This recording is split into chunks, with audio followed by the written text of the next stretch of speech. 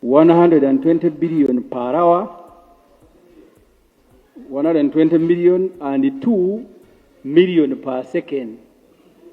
In these 2 minutes that I am speaking to you, the President and Mama have already spent about $500 million.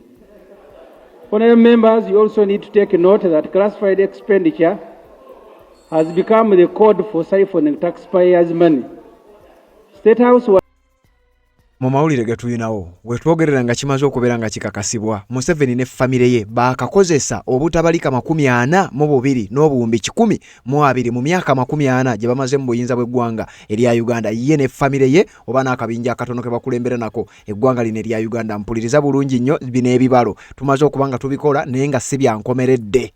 Omukutu oli kugwa Red Zone TV webale kubanga okyagoberera ino gy'osinzira okubanga gy'otulabira ddala gwatambula naffe ate nabakubeera ng'osubscribinga kikole tubeere nga tutambula ffe. Nawuliriza okusinzira ku kiwandiiko ekifulumidde ku mukutu gw'amawulire ogwa Daily Monitor bavuddeyo ne bakakasa era ekiwandiiko kino nga kifulumye olunaku olwaliwo ng'ennaku z'omwezi lumu omwezi ogwokusatu omwaka 2026 nga kigamba kitya: gavumenti y'eggwanga erya Uganda bwetwogerera expenses oba sente ze basaasaanyizza zisusse ku ezo ezali zitegekeddwa oba ezali zibudgetingiddwa nti zigenda okubanga zibaweebwa. Bwe twogera ku kino tutegeeza General Yoweri Kaguta Museveni famire ye n'abantu abatonotono bakola nabo naddala mu State House ne mu bifo ebirala nga bw'obimanyi. Kaakati tukutemedde olunaku mukulu ono aspendinga sente mmeka ne famire ye era ne tukutemera sente mmeka za spendinga mu mwezi, sente mmeka za spendinga mu mwaka, era bwe tubala ekibala ekyo nga tusinzidde ku GDP olunaku olwaleero sente mmeka ze bandibadde basaasaanyizza mu myaka 40 gye bamaze mu buyinza obw'eggwanga erya Uganda. Kakati ogenda kutya sente y'omuwi w'omusolo kigambibwa okuba nti embeera etandise okubanga esajjuka. Ebigambo Ibrahim Ssemujju Nganda byazze ng'ayogera era nga bw'owulidde nga bw'engendo bikuwa kuba byenjagala tutambuliremu byongedde okukakasa sente y'omuwi w'omusolo esaasaanyizibwa oba oliawo n'okusukkaawo omuwi w'omusolo yennyini we yandibadde alowooleza. Red Zone TV kwoli webale kubanga okyagoberera ino gy'osinzira okubanga gy'otulabira naddala gwatambula na farmers okusubscribinga atalaba kubanga osubscribinga kirira wansi awo olaba ekigambo subscribe okikwateko kwata kade ka notification wabeera omu ku abo abasooka okumanya buli we tuba tutaddeyo ensonga yonna tubeere nga tutambula ffenna. Gendako mu comment section otekemu obubaka bwo ku nsonga ez'enjawulo naddala zino ze tuba tukuleeteddeko kuba ku nkomerero ngenda kuyitaayitako mu bubaka obwo tubeere nga tubutambuliramu tubeere nga tubusoma buli muntu yenna ategeere obubaka obwateereddwako. Wuliriza bulungi nnyo omukulu ono amaze emyaka 40 mu buyinza bw'eggwanga erya Uganda. Ebigambo ebisinga obungi Ibrahim Ssemujju Nganda abadde nga abyogera. Kakati ebigambo bya Ssemujju Nganda byennyini bye tugenda okusinziirako tukuwe n'ekiwandiiko ekifulumidde ku mukutu ogwa Daily Monitor. Then ekiwandiiko ekyo tugenda kukikompeyalinga ne information ffe nga ffe wano ku Red Zone Media gye tukuŋŋaanyiza ne tukizuula nti Museveni ne famire ye emyaka 40 gye bamaze mu buyinza bw'eggwanga erya Uganda ogigattagatta baakasipendinga oba baakakozesa sente ezibalirirwamu obutabalika 42. Sigamba nti gavumenti yonna ba minister ne baani ntegeeza mukulu General Yoweri Kaguta Museveni ne famire ye okusinziira ku bibalo sente zibadde zibasaasaanyizibwako tuzze tuzikubalire as of today ng'ennaku z'omwezi lumu omwezi ogwokusatu mwaka 2023 obadde okimanyi nti buli ddakiika Museveni ne famire ye bakozesa obukadde 2 obwa siringi za Uganda buli ddakiika emu bweti. Era buli ssaawa bakozesa obukadde 12 obwa siringi za Uganda. Kakati no tuzikutemedde olunaku lumu ze bakozesa then ne tukubisaamu nti mu mwaka bakozesa sente mmeka then ne tukigabiza ne tumanya nti emyaka 4 gye bamazeewo. Bwe babanga ze bakozesa ze bazzenga bakozesa sente ezikunukkiriza obutabalika 43 ne sente ze bakakozesa alabalamu awo ezo sente zikola enguudo mmeka zizimba amasomero ameka then ogende mu comment section ombulire kiki kyofunye. Bagiyita Red Zone TV njagala nzije mbikutemere nga bwe nkuwane ku bigambo ebyayogerwa omubaka eyali akiikirira oba abadde akiikirira abantu bakira municipality Kanzige tubeere nga tubitematema. Ngaz'obufumbo olina omwami naye ng'akutawaanya olina omukyala ng'akutawaanya bajja ne bakwagalako ne bagenda gwe alina ebizibu mu byenfuna nga sente zikuyita mu ngalo wooteeka sente zifa bufi b'owola tebazza gwe aloota ng'ogwa mu nnyanja gwe alumizibwa omutwe nga guganja okuwona naawe aloota ng'ebintu bikozesa ensonga z'obufumbo. Nina ekifo ku mugga awali amayinja wennyambululirako ebisiraani ekikwa ekifiiriza omudibo obutaganja obutaweebwa nzijanjaba abantu abenzikiriza zonna nsiŋŋaanibwa njeru ku lw'ejjinja gwanjagala kuba ku namba yange eyo naawe ali ewala ennyo yita ku WhatsApp. Yes, webale kubanga okyagoberera yonna gy'osinzira okubanga gy'otulabira ku mukutu ogwa Radio TV atanaba kubanga kikole nga bulijjo ntera okujjukira nti kkirira wansi awo olaba ekigambo subscribe okikwateko kwata kadeka notification obeera omu ku abo abasooka okumanya buli tuba tutaddeyo ate tusimbule ne gano mbeere ng'ate ng'ajjawo nga kutuuseeko kino kye kitufuula ab'enjawulo nga tukuwa ensonga ne tukuwa ne source oyinza okuba nga ogenda mu maaso n'okuba nga obifuna tugenda kutandika n'ekiwandiiko ekifulumidde ku mukutu gw'amawulire okumanyiddwa nga Daily Monitor. Mu kiwandiiko kino kye twagadde okuzimbulukusa pefettere n'ebirala oboolyawo by'obadde tomanyi. Mu kiwandiiko kino kye bafulumiza olunaku olwaliro bagambye nti government expenses surpassed planned budget. Ssente gavumenti zeesaasaanyizza okusinziira ku ministry ey'ensonga z'ebyensimbi, Ministry of Finance nga bwe ngenda okutegeeza. Bagamba nti ssente gavumenti zeespendinze zisusse ku ezo ze baali baasaba. Panga we tuogerera babadde bakamala okusabayo ze supplementary budget n'ebirala nga buzzinga obiwulira emirundi mingi nnyo gavumenti y'eggwanga erya Uganda babadde basaba supplementary budget kwa supplementary budget emirundi mingi nga bakola kino era Ssemujunganda y'omu ku babaka mu parliament ababadde nga balwanyisa nnyo ekintu kino era buli wabadde afuna akazinalo mu parliament ebimu ku bintu byabadde asookerako. The president is now demanding for another 21.3 billion in supplementary schedule number 2. This, as noted above, will bring total State House budget for this financial year to 802.6 billion. State House budget has, since the passage of the budget, grown by 46%. State House has turned into a bottomless pit. What this means in real terms is that the country is spending 2.1 billion per day on maintaining the residence of its revolutionary leader. Shillings 91.6 million per hour and shillings 1.5 million per second on maintaining our revolutionary leader. This is a huge cost for Uganda, where 20% of its population is still living on less than $1 per day. Kampala, capital city, the same year is given a total budget of 386 billion, including a miserable 31 billion for roads and bridges improvement. It means while we spend 2.1 billion on maintaining our president and his dear wife per day, we are spending 86 million on maintaining Kampala roads and bridges in the same period. While we spend 91.6 million on maintaining the president per hour, we are spending 3.5 million on Kampala roads and bridges, which is our capital city. C. President Museveni classified budget under his residence is now 455 billion. This is the budget classified under the residence. Parliament must interest itself in the ever-increasing State House classified budget. In the 2020 Egambo bya mubaka wa parliament abadde akiikirira Kira municipality ngenda bikumalirayo yali agezaako okutema ssente General Yoweri Kaguta Museveni ze yali azzeemu okusaba nti ssente ezo z'owulidde asoma bwe ziri mu buwumbi n'obuwumbi mbu za kumenteininga na kuyambako oba na kukuuma General Yoweri Kaguta Museveni okubeera ng'akyankankabula eggwanga erya Uganda. Kakati olunaku olwaliro ennaku zomwe ziri lumu mwezi gwa kusatu mwaka tulimu 2026. Wuliriza ekiwandiiko kino kyenjagala tutandikireko nga sinnakutwala mu bibalo byaffe biri ogenda kutya. Omukutu oli ku gwa Red Zone TV Bambulidde Patrick nze mbeerangawo wano okutuusangako update buli kye weetaaga okumanya mbeerawo okubeera nga nkikutuusaako oba otegedde oba totegedde kubanga waliwo bye mwetaaga okumanya naye nga temumanyi oba mubyetaaga. Kakati wulira naddala gwe amaze okuba nga osubscribinga atannakikola kikole tubeere nga tutambula ffenna tuli ku nsonga za ssente y'omuyiwa w'omusolo. Nabagamba nti a report by the Ministry of Finance, Planning and Economic Development has revealed that the government expenses in December 2025 amounted to 2.45 trillion Ugandan shillings, surpassing the planned 2.31 trillion for the month by 6.2%, 142 billion Ugandan shillings in a bracket.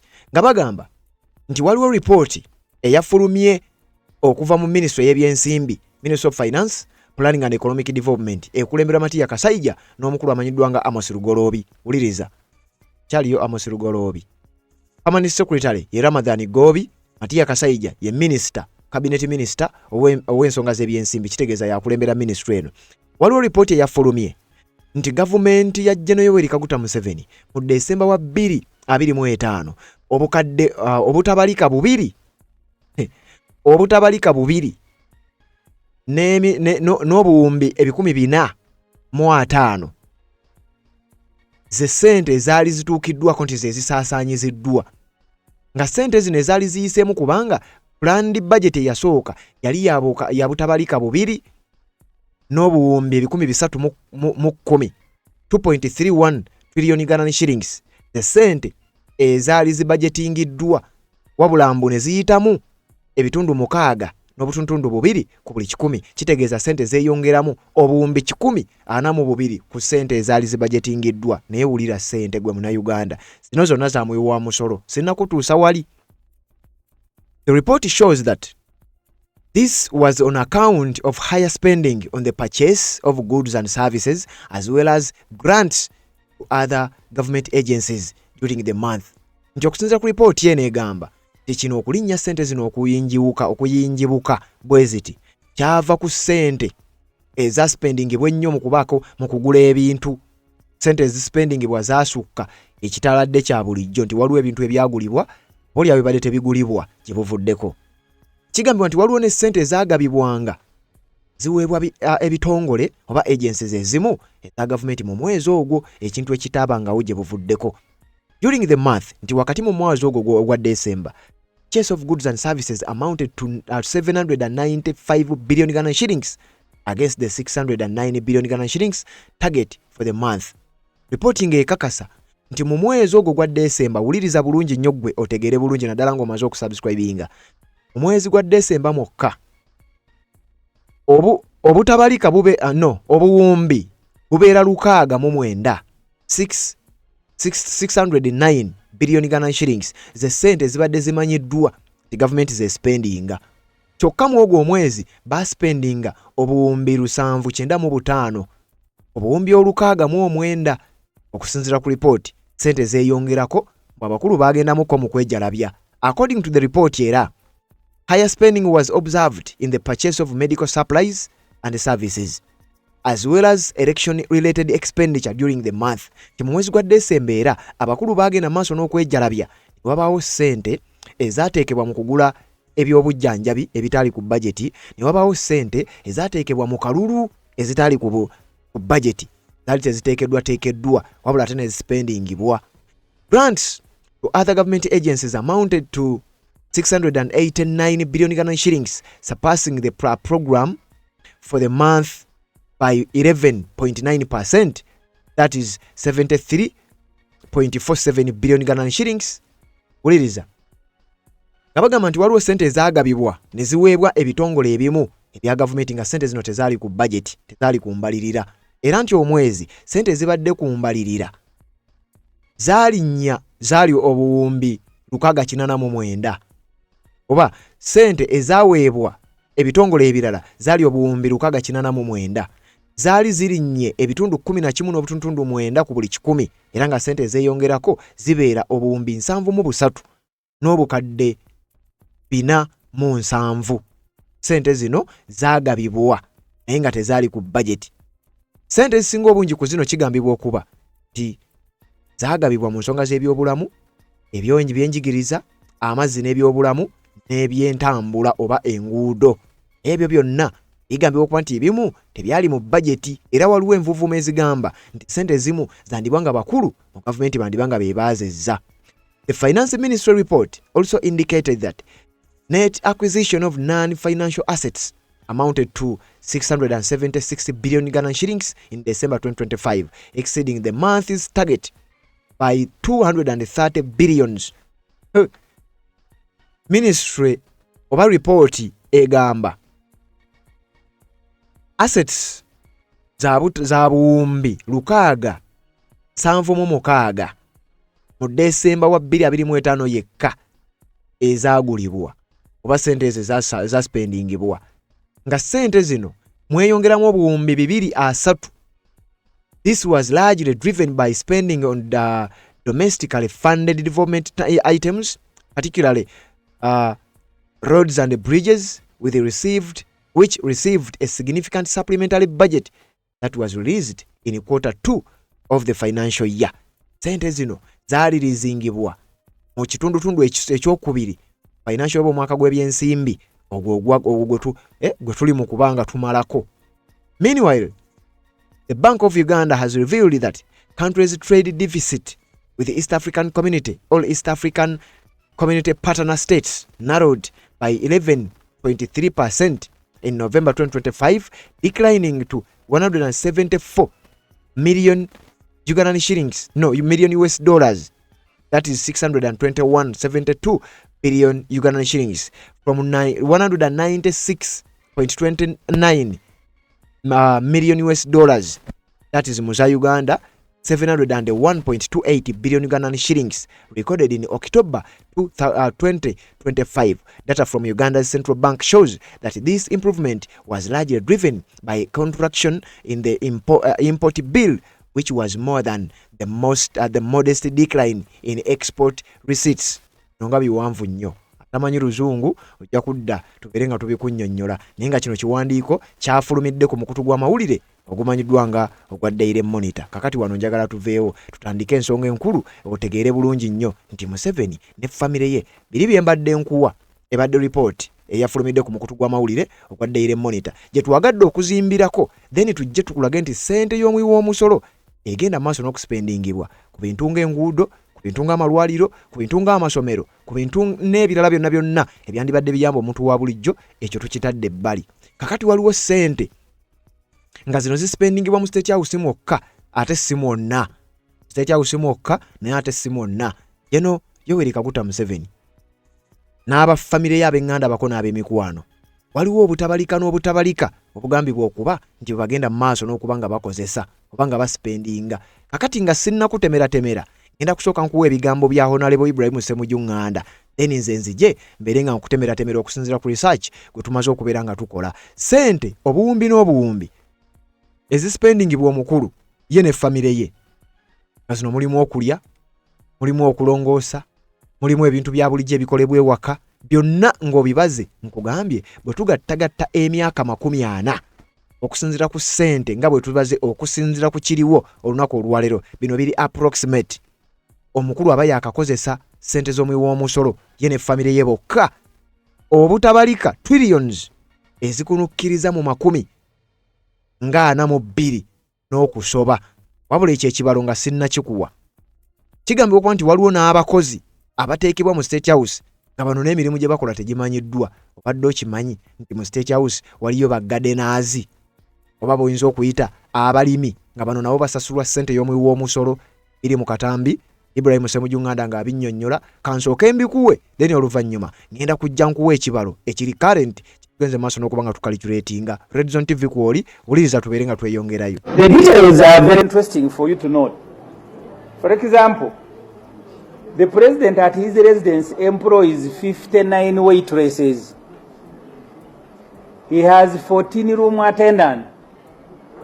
He has 40 private secretary, 23 political mobilizer. He has 9 roundere and dobby, 29 housekeepers, 80 gardeners. I don't know which gardens are in State House. 129 drivers, 35 cooks, 50 cleaners, and 12 chefs. So this what makes a total of all the workers at President's office. The total list of people who work at Museveni's residence is now 996. These are the workers that Mr. Museveni has. My motion to Parliament, Museveni's convoy has now grown to 60 vehicles. You are aware that his son, Muhoozi Kainerugaba, also has a convoy of a dozen vehicles, including a huge truck similar to that of his father. The father uses as a toilet. The wife also has a convoy with similar facilities. These are no longer leaders of an impoverished country that survives on loans which it cannot pay. In fact, Mr. Museveni and his family are now behaving like kings.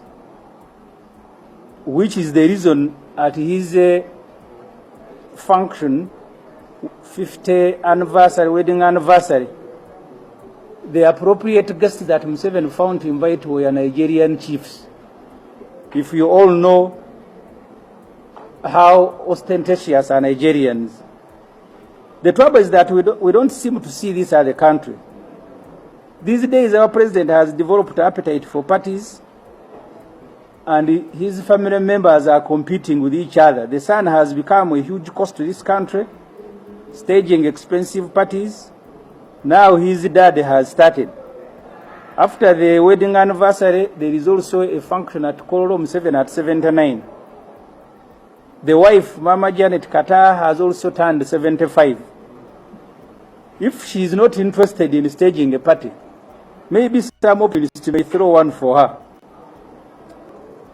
And the girls have also grown. If they begin, we may have a party from a member of Museveni's family every week.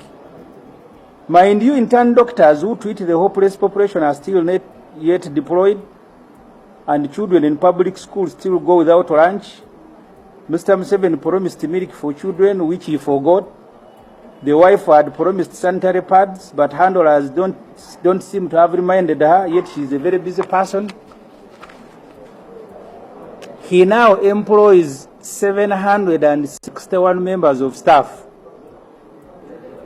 If you look at the ministerial statement supplied to Parliament for 2020 to 2023, these staff at the President's office include 82 presidential advisors, 142 resident district commissioners, 98 deputy RDCs, and 27 senior presidential assistants. You need to take note that the remuneration and recruitment of staff at President's office seems to follow no guidelines. No interviews are done, and no qualifications are required. That's how people like a butcherman, and I will be giving you a list that where butcherman is also now a staff at the President's office, formerly of the fire-based crew, have found themselves on a government payroll. The salaries and wages are also given in a similar manner. If you look at the list of presidential advisors that I'm going to give you, for example, Salim Saleh, his salary is now 17 million as a senior presidential advisor. Dr. Ezra Suruma, Professor Edward Rugumayo, at the same rank are given 11 million. Mr. Audrey Kruawogo, who marries one of Museveni's daughters, is paid 15 million per month. Former Finance Minister Gerard Sendawula, at the same level with Kruawogo, is given 2.3 million. It is even worse when it comes to military personnel. You'll find that Major General Chiza Ali is paid 15 million, presidential advisor. Colonel William Omaria, 9 million. And Major General Joshua Masawa, 2.3. Yet they are all senior presidential advisors at the same rank. You need to also remember that the Minister of Health, in a presentation to Parliament, told us that we have a gap of 35% medical personnel in public facilities. Yet every year, it is now costing Uganda 30 billion to pay the salaries of staff at the President's office. So if you look at the list here, which I have provided, it has all the employees and their salaries. The one who earns the biggest salary now is Dr. Ruakana Rugunda, who is a special envoy for special duties, Office of the President. We have Salim Saleh, 17.1 million per month. Chintu Musoke, 17.1. Betty Vigombe at 15 million. We have Gakwandi Asa Shato, Kawagambe Kalisa, all these are 15 million. Presidential advisors, you'll see the name. When you go to the category of special presidential assistants, this is where you will find the musicians like Butcherman and Kusasira. They are also now part of the government payroll. Kusasira is a special presidential assistant political affairs, paid 2.3 million per month. Bugembe Buchaman is deputy special presidential assistant political affairs, paid 2.3 million. So the cost of advisors and these assistants every year, we are spending 9.1 billion on paying wages for presidential advisors. We are spending 764 million per month on presidential advisors and 25.4 million per day on these advisors and 1 million per hour. This cost does not include their vehicles, escorts, fuel, and other expenditure. Of course, you also find a list of resident district commissioners who are 142. The staff at the president's office. If you look at the budget of this financial year, the country will be spending 47.7 billion in salaries alone for workers of the president at his residence, which translates into 3.9 per month, 132 million per day, and 5.5 million per hour. The total budget, of course, you are aware, is 4 billion. Yes, ebyo bigambo bya Honorable Ibrahim Ssemujju Nganda wano nabadde ku bakozi abakola mu State House akubalidde era n'akugamba waliyo n'abakozi kati nno tetunnaba kutuuka ku nsonga. Waliyo n'abakozi bano nga bo tebalina qualifications yako obanga tewaali qualifications abo nga bali mu kukola. Waliyo abakozi nga tebakola yadde interview. Waliyo abakozi nga tebakwalifyinga na kubeera mu bifo ebyo ebyabateekebwamu awo nno muwulidde nga amenya ku ba presidential advisor Catherine Kusasira ne baani. Kakati kankulabwe akatambi akalala kano oyinza okuba wakawulirako nga atema ssente zokka General Kaguta Museveni zaakozesa dakiika saawa buli lunaku buli mwezi then paka buli mwaka. Kakati nze ne nkuleetera emyaka 4 omukulu ayinza kubanga abadde akakozesa ssente mmeka emyaka gyamaze mu buyinza bw'eggwanga lya Uganda singa tuba tutambulidde ku kibalo ekiri current. Soko ulize Ssemujju Nganda wano. Madam Speaker, I want to stick to the report because this is important for the country. Please go stick to the report. In January, about a month ago, State House came back to Parliament requesting to increase its budget by 234.75 billion for classified expenditure. You obedient MPs approved it, bringing total State House budget for this financial year to 686.6 billion. They have come back again with another request of 367 billion, which if you approve will bring State House 2024-25 financial year's budget to 1 trillion even before the year has ended. If you divide this money by the number of days in a year, it means the country is spending 2.8 billion on the residence of our dear president and his dear wife daily, 120 billion per hour, 120 million and 2 million per second. In these 2 minutes that I am speaking to you, the president and Mama have already spent about $500 million. Honorable members, you also need to take note that classified expenditure has become the code for siphoning taxpayers' money. State House was given 8 billion for classified in the budget. Order. There is an order for every sentence. Thank you. Thank you so much, Right Honorable Speaker. Right Honorable Speaker, you have clearly guided that His Excellency the President, General Kaguta Museveni, is not a vote. Is Honorable Ssemujju therefore in order to continue speaking about the President as if he's the vote? Can you please stick to State House or President's office? Is he in order to insist and continue misleading this House, misleading himself? Report. Honourable members, you also need to take note Yes. that classified expenditure has become the code for siphoning taxpayers' money. Honorable members, you are now. Madam Speaker, I have looked at the report and the wording of that report. Kale kakati awo tuwuliddewo bigambo bya Ibrahim Ssemujju Nganda ku nsonga eza ssente ezisipendingibwa buli lunaku, buli ssaawa, buli ddakiika na buli mwaka. Kati njagala owulirize.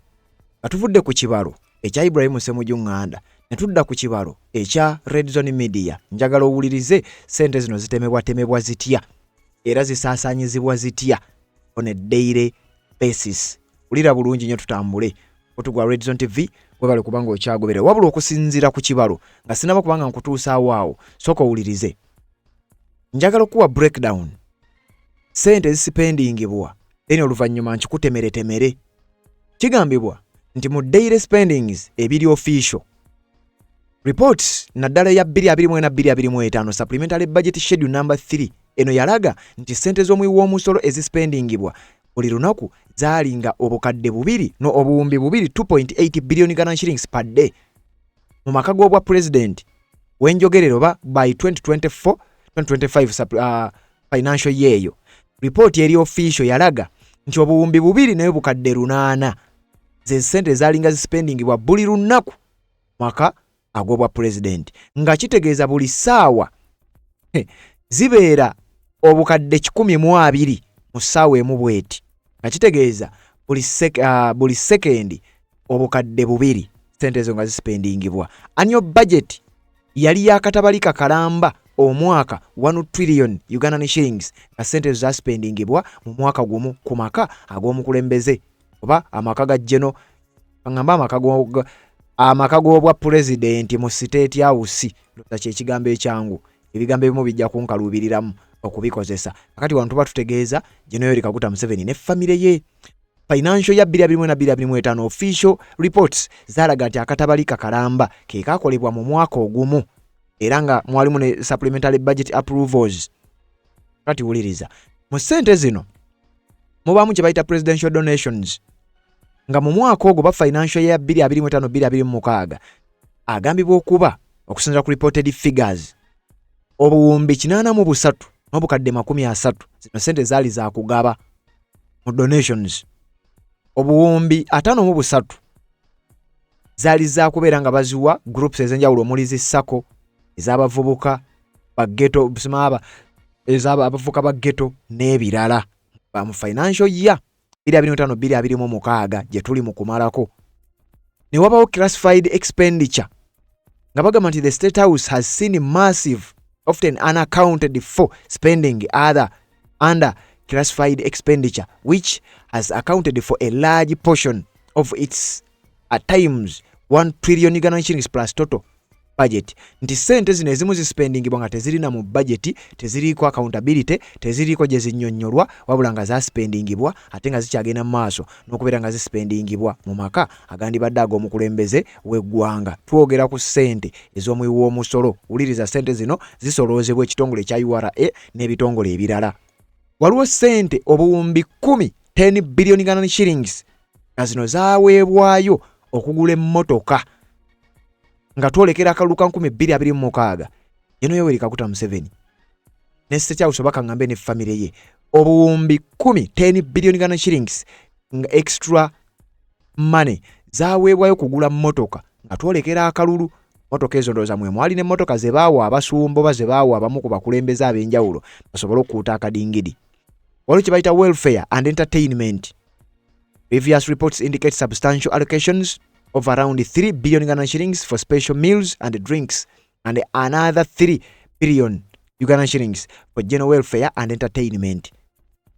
Waliwo obuwumbi 3 obwaweebwayo mu State House kusanyusaamu n'okukola kye bayita special meals abagenyi nga bayitiddwa babeere nga balya singa wabaayo omukolo gonna oba abagenyi eza entertainment n'ebintu ebirala bifaanana bwe bityo ezo nazo ziriko obuwumbi 3.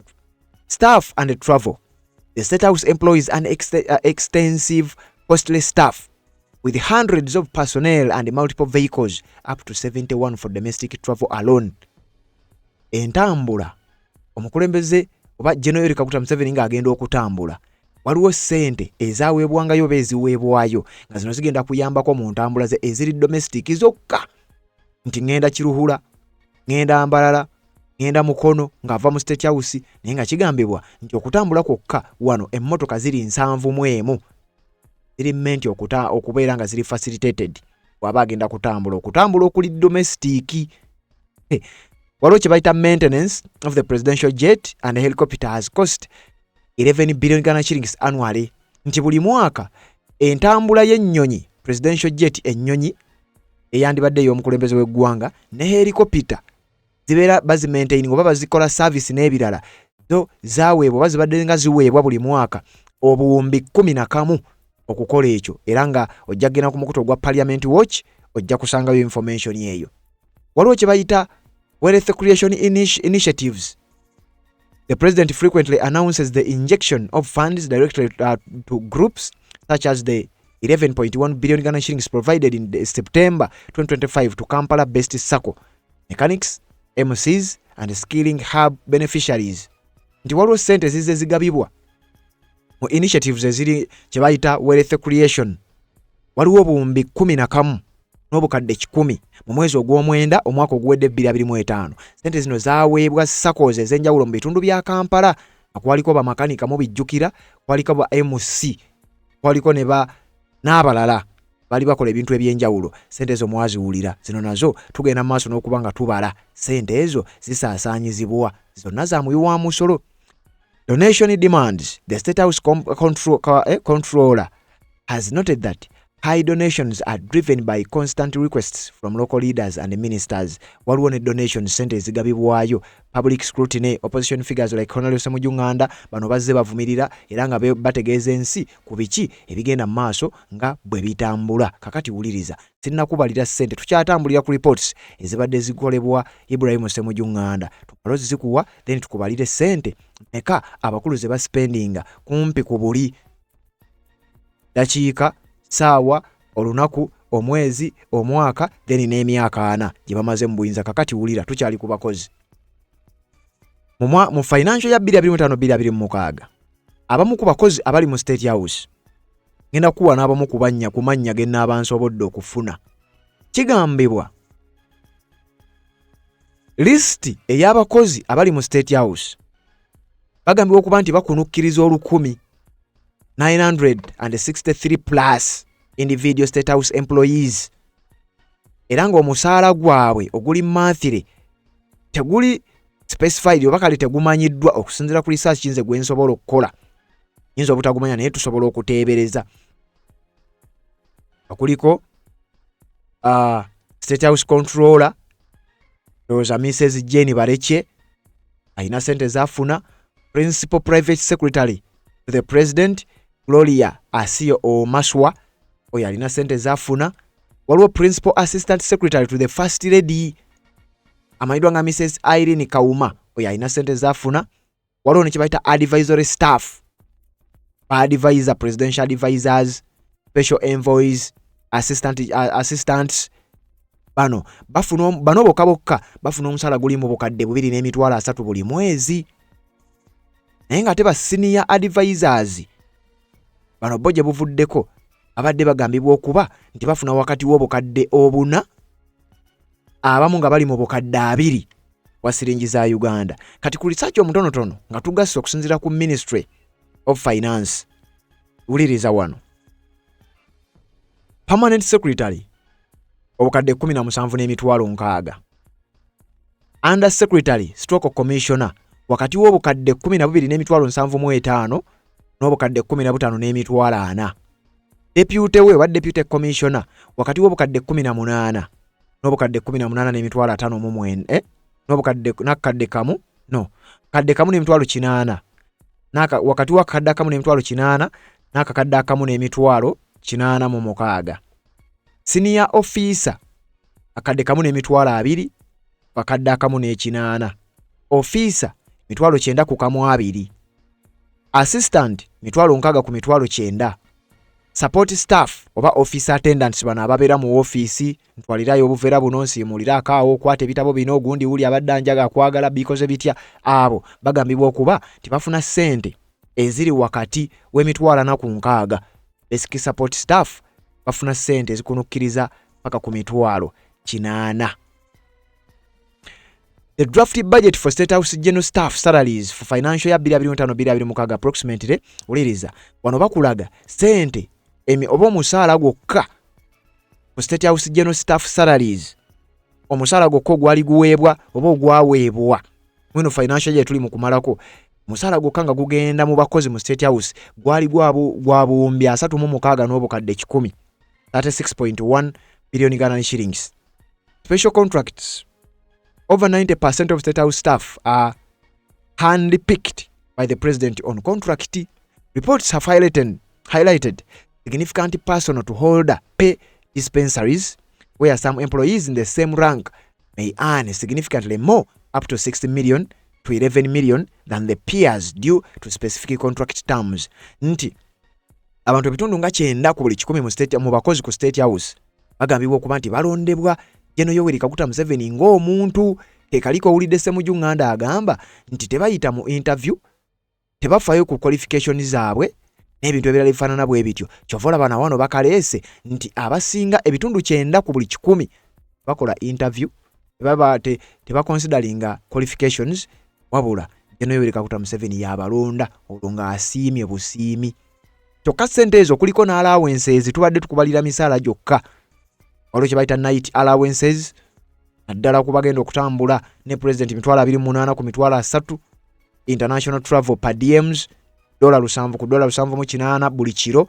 Ezo sente nazo ziba za muyiwa musolo era zitera okubeera nga zispendingibwa gwa mpuliriza nga bwe njagala owulire era nga bwe ngenda okubanga nkutegeeza oli ku mukutu gwa Red Zone TV. Bino byonna tugenda kubanga tubikutuusaako, tuli ku ssente ezomuyiwa musolo ezispendingibwa Jeno Yoweri Kaguta Museveni. Kakati tugenze ku nsonga enkulu gye weetaaga okubeera ng'omanya naddala gw'atambula naffe abakulu bano ne famire ye, omukulu ono ne famire ye, sente ziri mmeka ze bakaspendinga mu myaka 40. Tutandise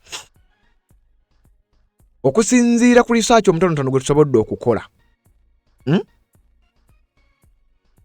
Bwe tubala daily, monthly, yearly expenditure based on 1 trillion annual budget, ekibalo kye tufuna kibeera bwe kiti nga Ibrahim Ssemujju Nganda bwe yakubalidde. Kati njagala ne ku Red Zone TV ogenda obagambe ne Red Zone TV yatubalidde ekibalo era twakitegedde. Sente ez'omuyiwa omusolo ezisaasaanyizibwa ziri bwe ziti wammanga, wuliriza bulungi nnyo. Jeno Yoweri Kaguta Museveni ne famire ye sente ze basaasaanya mu State House bokka na bokka sente ziri mmeka weetaaga okuzimanya. Wulira bino nno mu bino mubaamu okusanyuka, mubaamu entertainment, mubaamu okutambulako, mubaamu okuwummulako, mubaamu leisure bingi nnyo bye sisobola na kunnyonnyola. Daily spending buli ddakiika Museveni ne famire ye bakozesa obukadde 2 million Ugandan shillings per minute. Ezo sente bazikozesa buli ddakiika eyitawo. Kitegeeza eddakiika 6 baba bakozesezza obukadde 12 buli ssaawa emu, 120 million Ghana shillings per hour. Approximately tokeerabira okagattako. Hourly spending approximately 120 million Ghana shillings per minute, 2 million Ghana shillings per minute. Kati kitegeeza omwezi baba baspendinga odidde essaawa 12, simanyi essaawa 24 mu lunaku n'okubisaamu ennaku 30 ez'omwezi.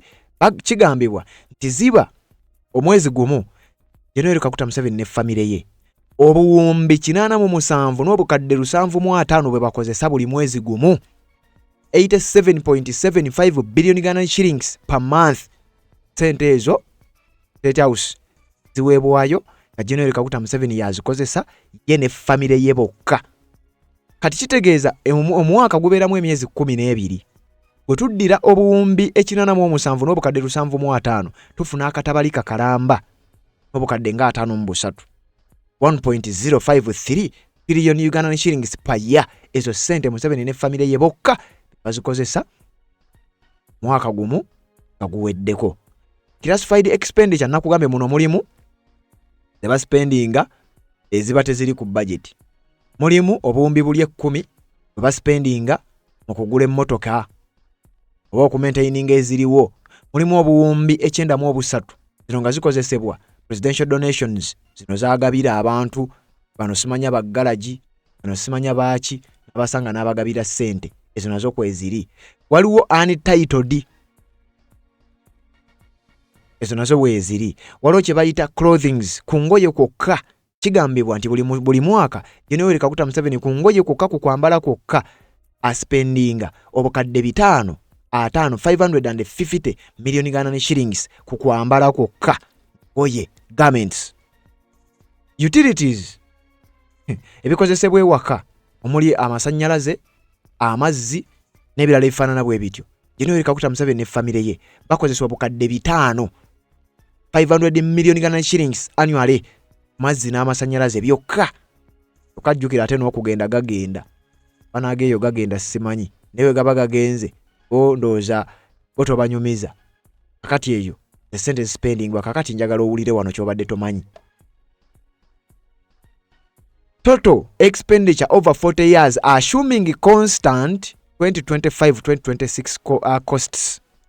Kino ekibalo kyaffe Red Zone Media Group koza okunoonyereza okwaffe netuzuula kino nti bwe tukalikyuleetinga omwaka ng'omukulu akozesa ssente ezo zenkugambye nti mu mwaka gumu annually aspendinga akatabalika kalamba n'obukadde nga 503. Kitegeeza emyaka 4 bw'abanga kubanga tukimanyi GDP zikyuka bali ya ssente ekyuka n'ebintu ebifaanana bwe bityo neffe tukikoze kimu on average.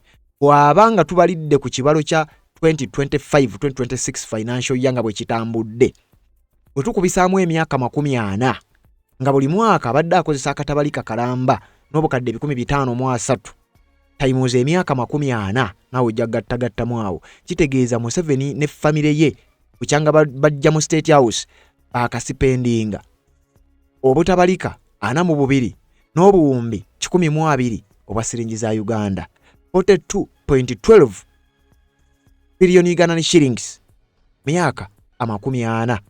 Naye nga wano waliwo disclaimer nkugambye GDP nkimanyi zikyuka. Omuntu anyuma ajja kujja ngambe sente za 226 size zimu neza 1990 ebyo mbimanyi GDP zikyuka era wano nja kukolawo ka disclaimer nkuterewo ne statement yeno.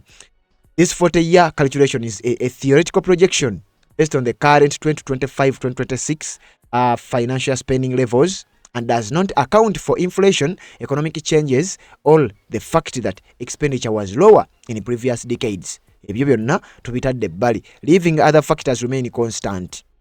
Sente spending iddwa Yoweri Kaguta Museveni bukyanga ajja mu buyinza buli obutabalika 42 n'obuwumbi 120 eza siringi za Uganda zeyaka spendinga gabizagabizaamu awo.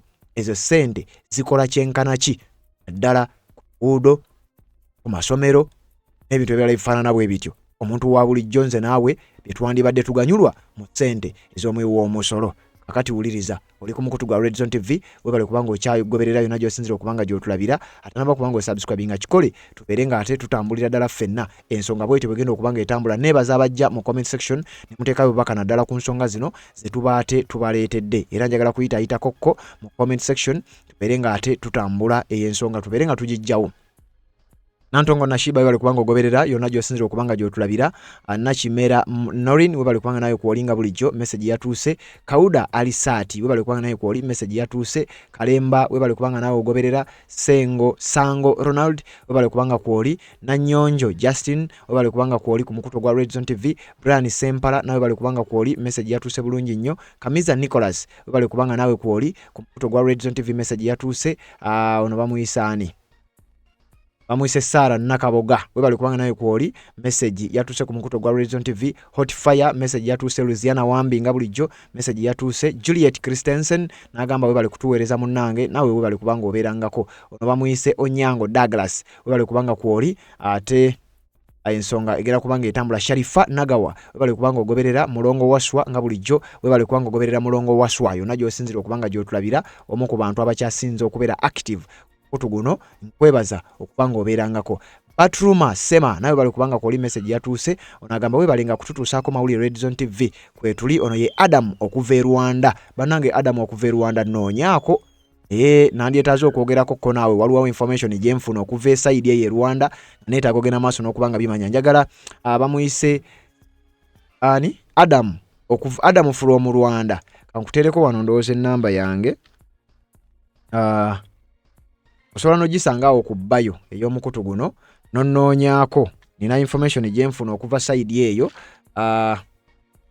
kubeere nga ate tuwuliziganya nina information gyenjagala okuvaako side z'ekigali kankakasa nga bw'oba nga ddala gy'oli osobola okubaako information gyompa ennamba yange ngikuteereddewaawo Adam from Rwanda noonyaako Rob Nak webali kubanga kwoli Josephine Nakanwaji webali kubanga ogoberera Rose Samuel webali kubanga kwoli Mustafa Muhammad webali kubanga ogoberera Penina Mwebaza webali kubanga naye kwoli Bikirwa Jen webali kubanga kwoli message yatuuse Kule Joshua webali kubanga ogoberera Richard Miria webali kubanga kwoli Shamia Nasozi webali kubaka ate webali kusiiba Rose Nambusi webali kubanga ogoberera Helen Siron webali kubanga nawe kwoli Semamba Muwanguzi Francis webali kubanga nawe ogoberera Sylvia Mbazira webali kubanga nawe kwoli Prose message yatuuse Namuwonge webali kubanga nawe ogoberera oyo Namuwonge abeera mami wange nabenga bibe banzaala gwe Namuwonge oli mama wange naye webali kubanga kwoli message yatuuse Hasfa Abiba nga bulijjo webali kubanga ogoberera Nachimera Norin webali kubanga kwoli Sango Ronald nawe webali kubanga kwoli awo namamwise Kamiza Nicholas webali kubanga ogoberera ono bamwise Sylvia Mbazira webali kubanga kwoli ne Rose Samuel nga bulijjo mwebali kubako ku mukutu ogwa Red Zone TV sebamulide Patrick Mberangawo kubatuusako update ate era nga bwengendo kikolanga era amawulire gonna agagenda okubanga gajja mugalindirire ku mukutu guno mugende mu comment section muteekeyo obubaka bwammwe kubanga obubaka obwo nzija ate nemba nga mbuyitayitamu ku nkomerero ey'amawulire gano tuwuliziganye mu updates ezigenda okubanga ziddako kubanga gakyali mangi nnyo ate weetuli okubeera nga tugakutuusaako nga z'obufumbo olina omwami naye ng'akutawaanya olina omukyala ng'akutawaanya bajja ne bakwagalako ne bagenda gwe alina ebizibu mu byenfuna nga sente zikuyita mu ngalo wooteeka sente zifa bufi b'owola tebazza gwe aloota ng'ogwa mu nnyanja gwe alumizibwa omutwe nga guganja okuwona naawe aloota ng'ebintu bikozesa ensonga z'obufumbo nina ekifo ku mugga awali amayinja wennyambulirako ebisiraani ekikwa ekifiiriza omudibo obutaganja obutawiibwa nzijanjaba abantu ab'enzikiriza zonna nsiŋŋaanibwa njeru ku lw'ejjinja gwanjagala kuba ku nnamba yange eyo naawe ali ewala ennyo yita ku WhatsApp